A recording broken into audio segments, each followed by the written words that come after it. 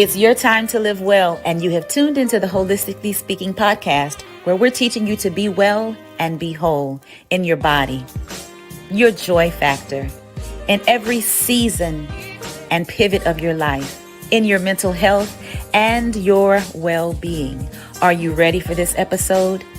Excellent. Tune in. You won't be disappointed.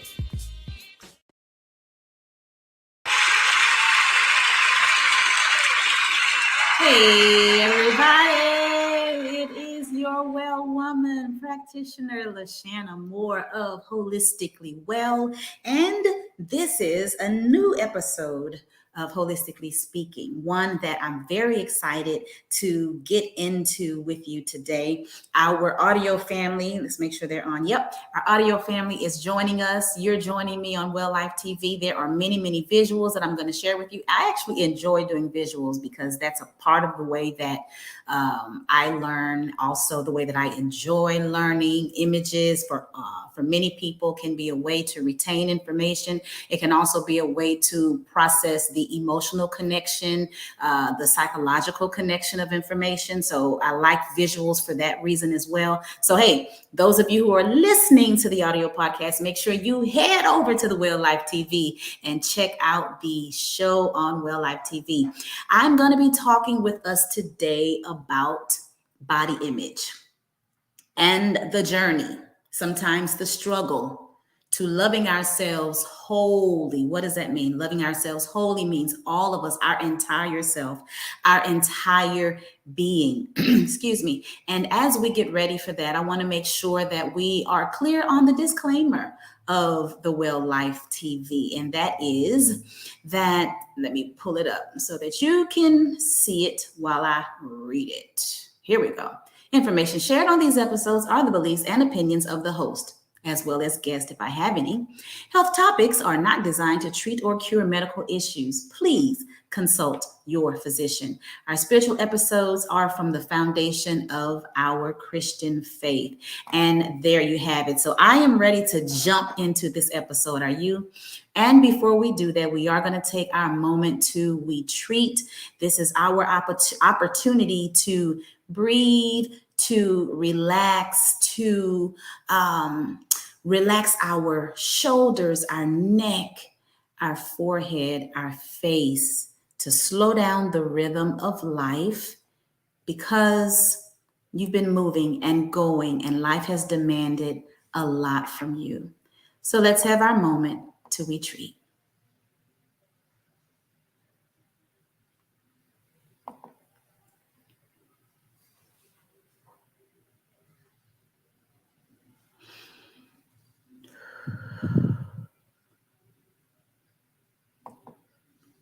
And we're back. Just a moment to relax the body.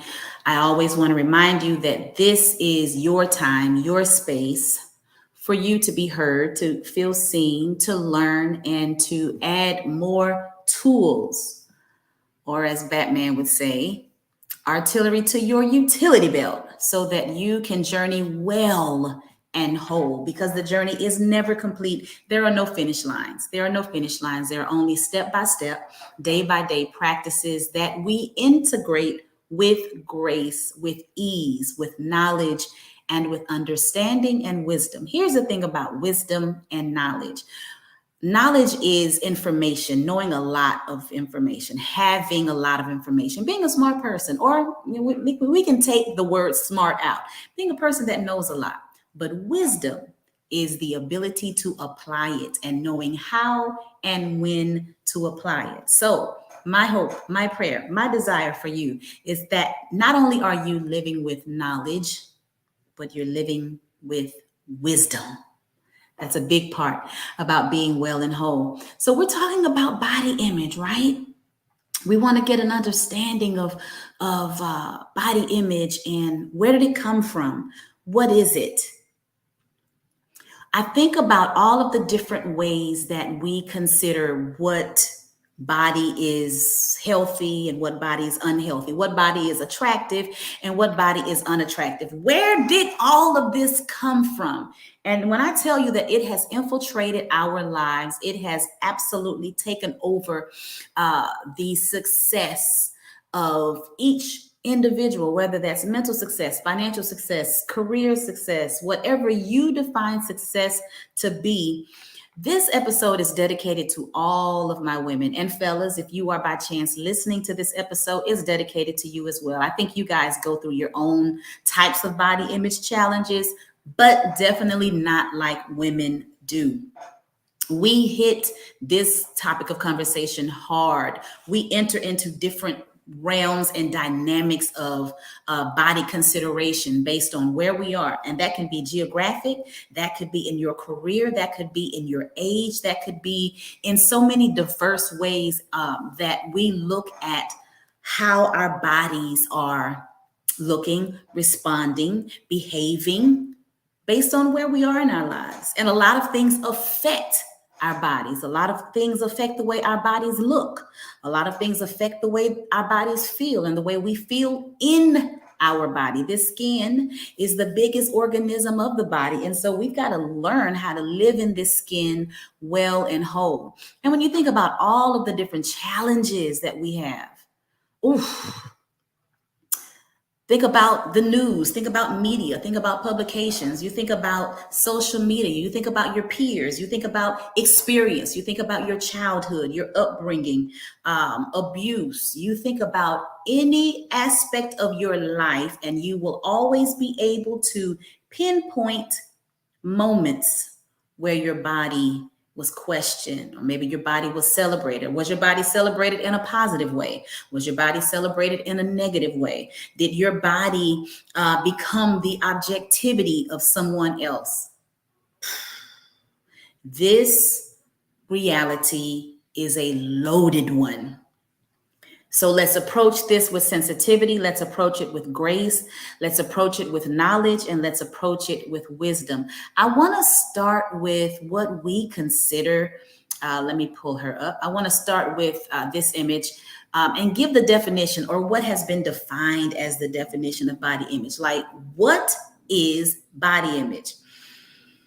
The general definition is that it's a person's thoughts, feelings, and perception of the aesthetics or sexual attractiveness of their own body. So I liked this picture because the young lady is looking at herself in the mirror, which is something we always do. One thing we gonna do is find a reflection of ourselves through a store window, through the mirror at home, in the bathroom, in the restaurant, wherever we are going to take a glance at ourselves. In the fitting rooms. And of course, you know, mirrors are made all kind of ways. So some you look tall, some you look short, some you look frumpier, some you look thinner, some of you look wider.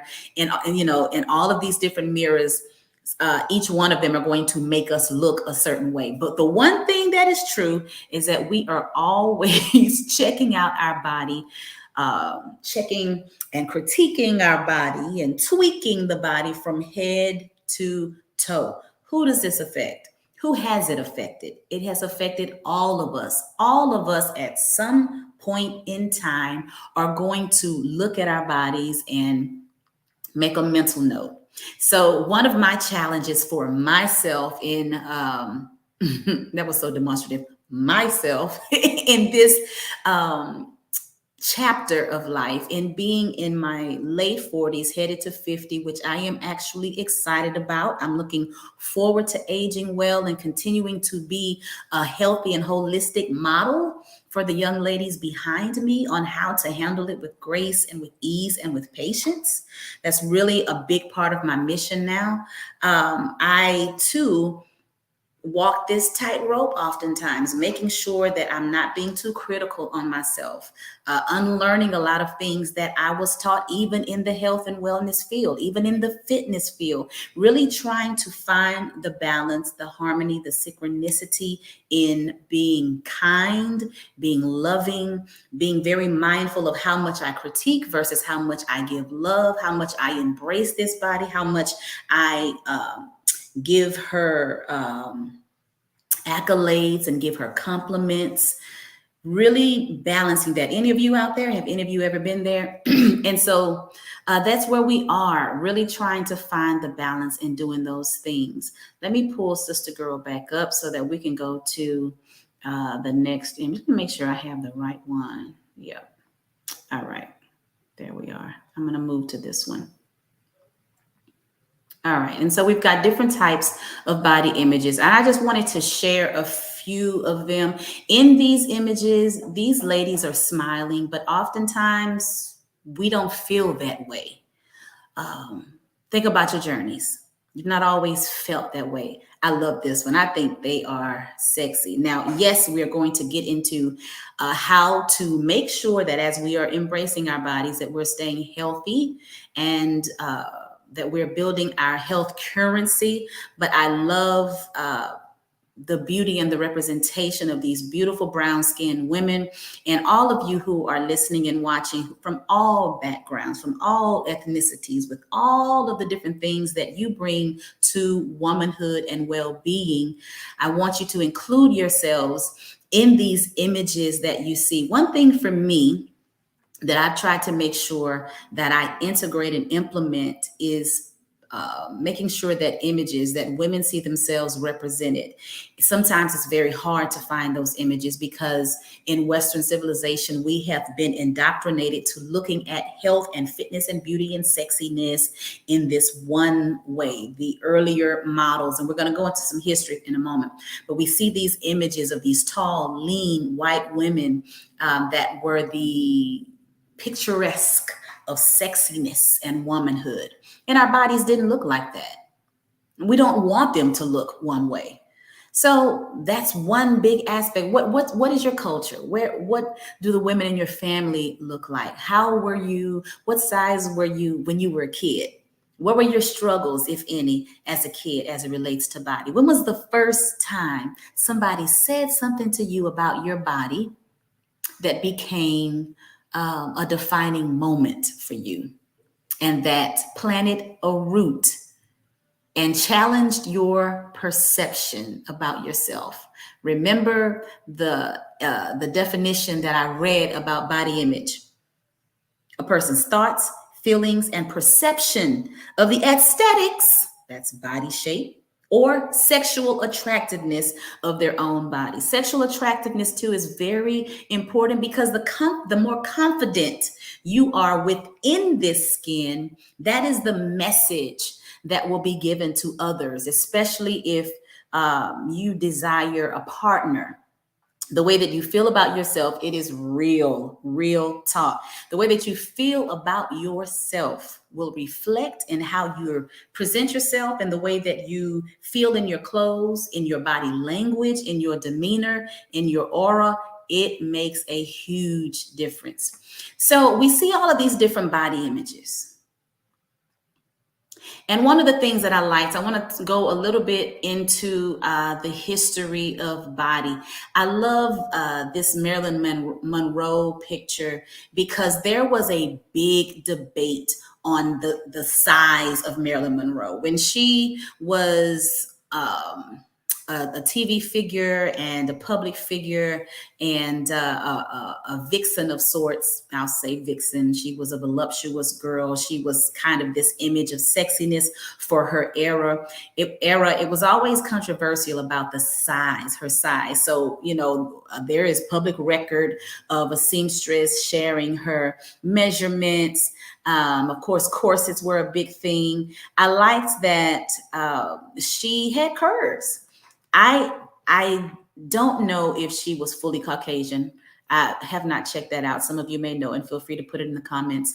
But she definitely was of the European persuasion. And for her to have curves and hips in the era that she came up in as a public figure, I think took a lot of courage. But I also think that it speaks even to present day, the issues and the challenges that women who have natural curves are faced with in this industry. And when you are considering, oh my God, when you're considering different careers, definitely anything in multimedia, mass media, in cinema, in TV, film, stage, and then other fields as Corporate is public speaking. You're going to be looked at when you're interviewing, your hiring process. Of course, we know they got, honey, they got AI involved in HR now. They got AI involved in the interviewing process. If you've not heard about that, and I did an episode on AI and our well-being, so go check it out. But your physical look is a big part of how people choose you.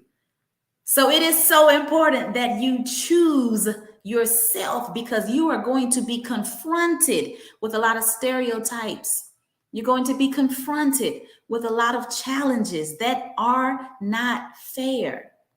One thing I liked, and you can take a look at the screen. One thing that I do appreciate are some of the original images in art. And I think this one is as early as 1555. I believe the painter's name was Titan or Titian.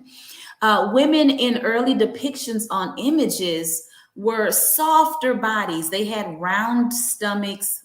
Their arms and their thighs and their butts were voluptuous, and they were considered attractive. This picture here is titled Venus with a Mirror. It's Titian. That's the name of the artist. And there wasn't a lot of body shaming at this era in regards to what the woman looked like. Body image can be negative or positive. We know now that there's a duality with both of them. Something that I also found very interesting about the concept of body image is that it has been used in a number of disciplines like neuroscience. We're gonna talk about that in a minute. Psychology, medicine, psychoanalysis, philosophy, culture, feminine studies, of course, the media, journalism, and across all of these disciplines, there is really no single definition. But when we broadly speak about body image, we see it represented in various ways. And this is just one: the height, the shape, the weight. Let's go into the social and cultural ideas of body image. Let's go to ancient Egypt. I'm going to pull up the next picture so that you can take a look. Bodies were also portrayed based on social and economical status. So here in ancient Egypt, the perfect woman was said to have a slender physique. She had narrow shoulders. She had a tall waistline. Ancient Greece, their women were more full figure. They were plump. They had fair skin tones. I will also share my citations of the information that I read and the research that I did, if you all want to probe further and go deeper into this study. Of course, the standard of the men were a lot different. Yeah, we know that. And there's nothing new under the sun. But from ancient Egypt to ancient Greece to the Victorian era, even after World War I, with women transitioning and entering into the work fields to different degrees, women's images and bodies have always been analyzed. There has always been a certain modicum and standard and idealism for the woman to look a certain way, and how society felt like, and the times would dictate it, how a woman should look. Now, the first mention of body image in terms of literature, let me say this man's name right, was by this guy right here. He was an Austrian neurologist, and he was also a psychoanalyst, Paul Schilder. He coined the phrase body image. He has a book. This was 1935, and the book is titled The Image and Appearance of the Human Body. Now, because we know that men are really at the helm of a lot of things in medical development. Gynecology, as a result of probing on the enslaved African women. Neurology, neuroscience, the idea of the BMI system. I covered that as well in a previous podcast episode. I definitely encourage you to go and check that out. And so when I came across this fella, I was gonna, continue my attitude like, yeah, it's always the men. It's setting up these standards, these unrealistic standards. But I have to say that I kind of liked his perception and his study. So he was formulating a variety of theoretical concepts through psychoanalytic terms. He suggested that the body image is molded by one's interaction with others. We can agree with that. And to the extent that these interactions are faulty, sometimes faulty, right? Because you're always sizing yourself up against somebody else. Comparison, of course, is a thief. It's a robber, but we do it. Whether you do it voluntarily or involuntarily, we do it. And so he analyzed body experiences that characterize awakening, falling asleep, assuming unusual body positions. He went real deep, thus the psychoanalytic terms. But his outside of Lord, the man's name, the Freudian theory, Sigmund Freud. He was another one that formulated images according to his psychoanalytic work, considered body concepts based on this development of what the male image and perspective was.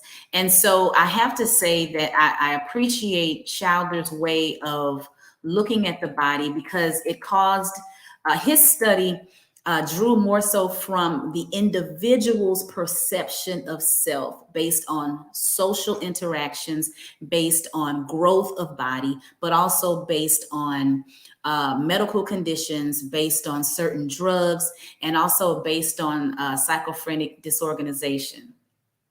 And so I was like, okay, I'll get with you on that. So think about it. And that was 1935, I believe I said it was.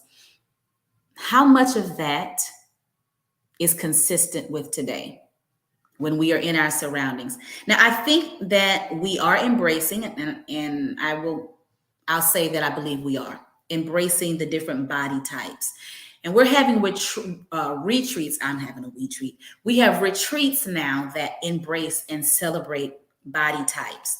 But let me also say that these perceptions and these self-critical analysis are so deeply rooted that even though we are doing great things, holding great events and great webinars and conferences and gatherings, that the root is still so deep that you're going to find yourself often zoning out and comparing yourself, or thinking back on the day when you used to have it like this, or when it used to be so easy to do this and that, or an image that you are aspiring to look like, or a body goal that you have.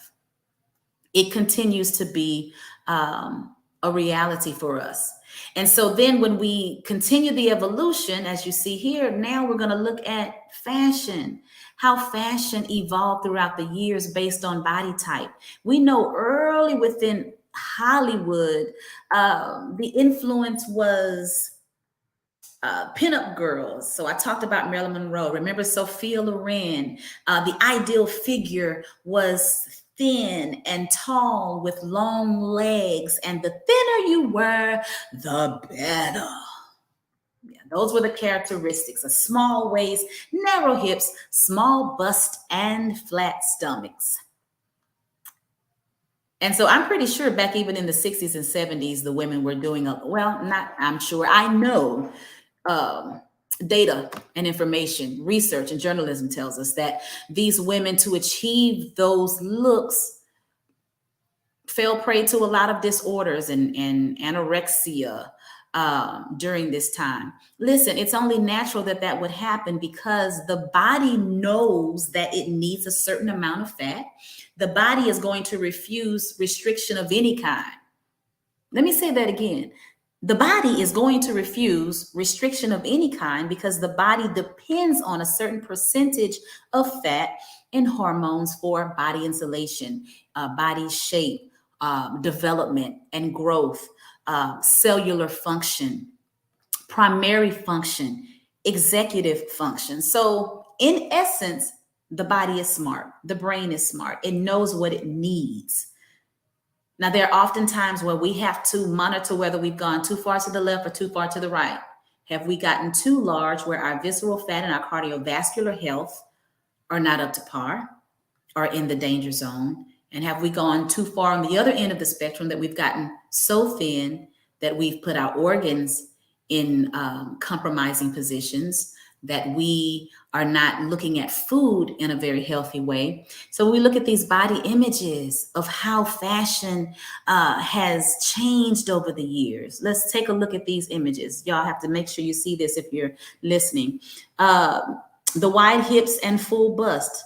And then the 60s, the ultra slim without curves. Moving into the 2000s, skinny but athletic, which simply meant they were allowing you to have just a little bit more meat on your bones. But when you think about it, the models were still small. Think about the Victoria's Secret fashion shows and even how those have evolved over the years.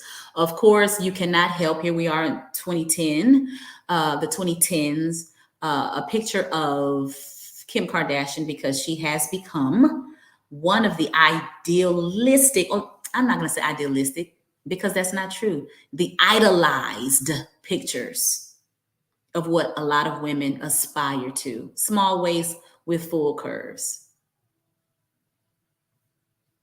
I'm going to take a Selah right there. Because I remember once upon a time where the Black woman, the African woman, had natural curves, full buttocks, full hips, and were looked at like a circus act. I remember that women were paraded as a circus act. And now we are in a society where women are paying for it. Listen, I'm not about to judge anything that you do because I don't know your life, but I know now Sarah Bartman is a primary example of that. She was like a freaking museum to those men, and they paraded her. They used her as, I should have shared an image of her so that you could see her. This was like in the 1800s. And she was paraded around like a freak show. So yeah, I have to be honest with you when I say I feel some kind of way about the degree of which things are being taken. I do. And when you think about all of the different, here we go, images, we think about all of the different eating disorders that have emerged. And once upon a time, it was primarily Caucasian, not so much anymore. Black women as well. Black women as well.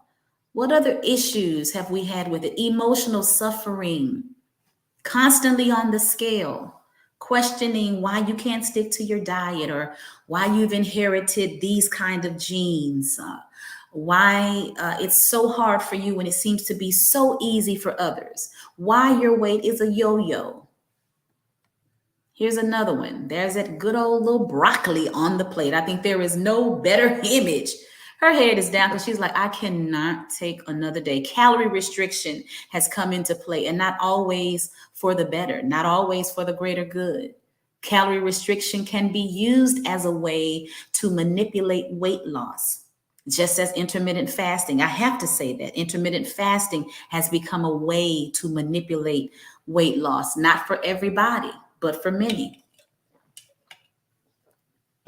And this sister right here, those of you who are listening, you gotta check these. You gotta check out Real Life TV, the episode. So here's a Black lady on the image, and she's like squinting her eyes at this black chocolate cake, and it's almost like she's saying, "If I can, I'm not gonna do it all. I'm just gonna have a little piece. I'm just gonna take a little. Look at her. I'm gonna take a little bitty piece. I'm just gonna have a little bit."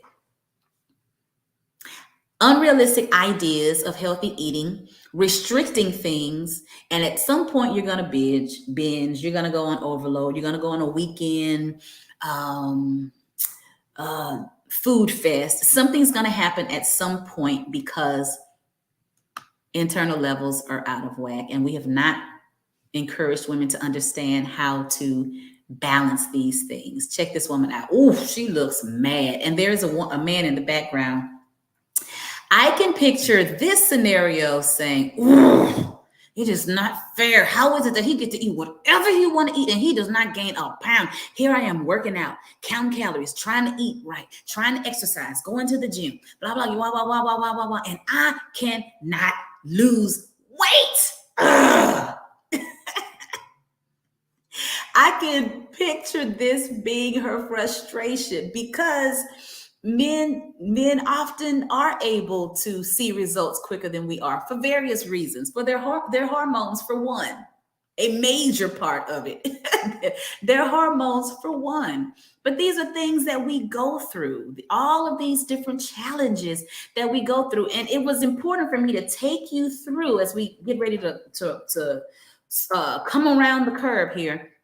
It was important for me to show you the history, to let you know how far into history this issue has been a debate, how women have been in the forefront, that women's bodies have been in the forefront from one era to another of what was considered beautiful, sexy, and healthy. A lot of times it was from economical status. A lot of times it was from social status. It was from cinema. It was from media. It was from neuroscientists and neurologists that brought their ideas and their theories into play. And journaled about it and made publications about it. And it became a thing. Because that was done, then it became a thing that was, of course, supposed to be true. Apparently it was supposed to be the model that you follow. And so here we are continuing to have those challenges, because as long as both medicine and health and wellness are million, billion, trillion dollar industries, these challenges are going to continue. Let me say it again. Not only the medical industry, my friends, but the health and wellness industry as well. As long as they are million, billion, trillion dollar industries, the challenges and the ideas and the controversies and the image and the principle of what body is supposed to look like is going to remain a challenge in the mass public. And it is going to be very important that you vigilantly guard your mind and your emotions and determine individually, per every season of your life, what healthy needs to look like for you. Numbers, lab numbers are important. But as I say lab numbers, let me also insert in there that knowing what normal numbers are is an important conversation that you need to have with your doctor as well. Because we already talked about the whole discrimination thing with BMI and how now AMA is putting the BMI to the side. But there are other numbers that you need to really question and ask your doctor about, as well as the settings of the test and how the tests are run, and understanding who created the test and the system. Yeah. So also your cholesterol, your high blood pressure. These are numbers that you need to discuss as well. When we talk about, okay, what is the paradigm? What is the model and the method of determining whether or not I am healthy? Because the body is going to change. Your visceral fat, the invisible fat, here they are, meaning the fat, the invisible fat that you cannot pinch. It's the fat in the body that wraps around the organs. And based on the amount of fat that is insulating and wrapping around the organs is going to determine cardiovascular health and cardiovascular disease. Your cardiovascular endurance. How much can you do without getting too far out of breath? Mobility. Is movement a part of your life? Are you idle or sitting or resting more than you are moving? Your ideology or your idea of food. Do you restrict because you've been taught it's wrong? Do you restrict because of moral value? Do you restrict because of religious value? Do you restrict because this is something that just works for you and you are good with it? Why do you restrict? And based on what you were taught, do you know the citations behind the teaching? Here's another one: understanding how your body works. Understanding how your body metabolizes, understanding that food is meant to metabolize and to convert as energy. And am I eating enough nutrient food that gives me energy, or is most of my diet causing me to feel sluggish and wanting to go to sleep? These are the things that you look at. Hear me well, hear me. These are the things that you look at and consider. No, you don't want to be overweight. Well, what's another way that you can determine whether or not you're overweight? I always say, and this was a part of my mentoring when I was a personal trainer, in addition to doing body compositions that we would do, which I love because you're able to really mark how healthy you are because you are measuring your body fat up against your body's muscle. We do want more muscle than body fat. But 10% body fat is not normal. That's for extreme sports. Those are for people who compete. That is not a sustainable percentage. If you want to push your body to see how far you can go and you're doing that in a very healthy way with professional guidance, then try it out. I do not encourage living at 10% body fat with a lot of restriction because the body is going to constantly rebel and you're going to throw a lot of cellular function off. And then you'll start to experience some things, headaches and bad bowel movements or lack of bowel movements. Of course, hormonal misfire, metabolic dysfunction. We have a lot of people, particularly people of color, who have a lot of metabolic disorders. What are some other things? There was another one on my mind. It just slipped my mind. Bone health. Your bone density is going to change. For women, your periods can become inconsistent. A lot of things will begin to happen that are letting you know, hey, I'm not getting enough of these vitamins. I'm not getting enough of vitamin A. I'm not getting enough of vitamin C. I don't have enough calcium. You didn't feed me enough calories today. Listen, yes, it's midnight, but I'm growling because I've not had enough food. And until you feed me, I don't care if it's 7 p.m., 9 p.m., or midnight. I'm letting you know that you've not given me enough nutrient. Whew. Pause and see lie. Let's go to these images as I wrap this up. And now learning how to build relationship with foods, all of them. More fresh than processed. But there are times that adding some processed foods in are okay. Oh, did she just say that? Did. Some canned goods are fine. Frozen foods are fine. Learning how to cook, enjoy your cooking, limit your sugars, limit or eliminate alcohol, support your mental health, laugh a lot, move a lot. Appreciate these bodies. So look at these images, bodies of all ages, all skin tones, all body types, and knowing where we are in each phase of life, embracing the cellulite. And look, if you want to smooth that out and build more muscle to reduce the appearance of cellulite, I'm with you on that. I don't like it either. Although it's normal, I know I'd be like, I don't care. I don't like it. I don't want it. So we're working to reduce it if that's your thing. In the meantime, if that's one of your goals, try to fight against the shame that is wrapped around that idea. Think about everything we've just talked about, the history, the ideology, the emergence of all these studies and theories, where it comes from, how images have been pushed as propaganda, even from early film. I mean, look, this episode could go on and on and on.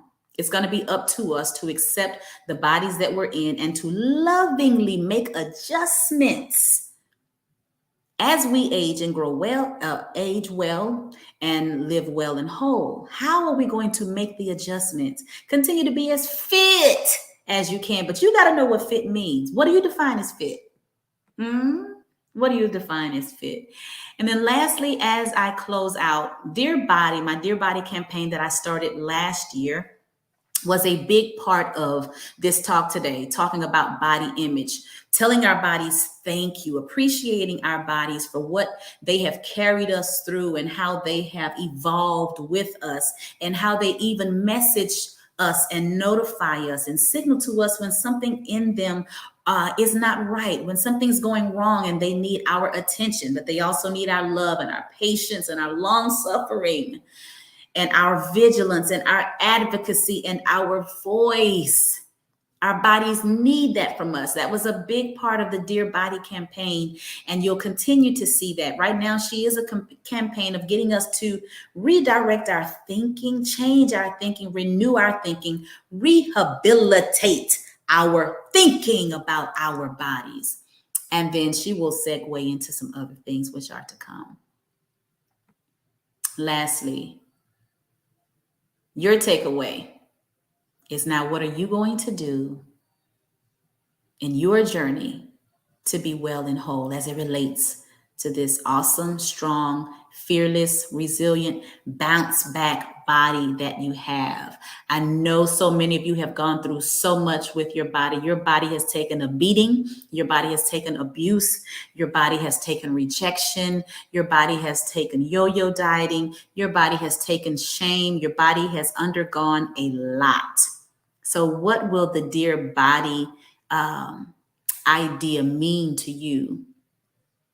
And then what will well and whole journeying look like for you? What does healing look like for you so that we don't abuse our bodies? We don't continue to abuse our bodies, and that we, most importantly, don't allow unrealistic ideas and perceptions and teachings and fake beliefs to dictate how we feel about these bodies. Honey, you are body fierce, and that's from the inside out. What you have overcome, what you continue to overcome, how you walk through every stage of life in this body. I want you to appreciate her, hug her, kiss her, cherish her, moisturize her, and be good and kind to yourself. Listen, make sure that you have subscribed to the Well Life TV and to Holistically Speaking podcast. Visit my website, Holistically Well, that's with a W.co.co, and even my personal website, LashanaLeonardMoore.com. I love you all. I thank you for joining me. And as I always say, remember to be well and to be whole until the next time.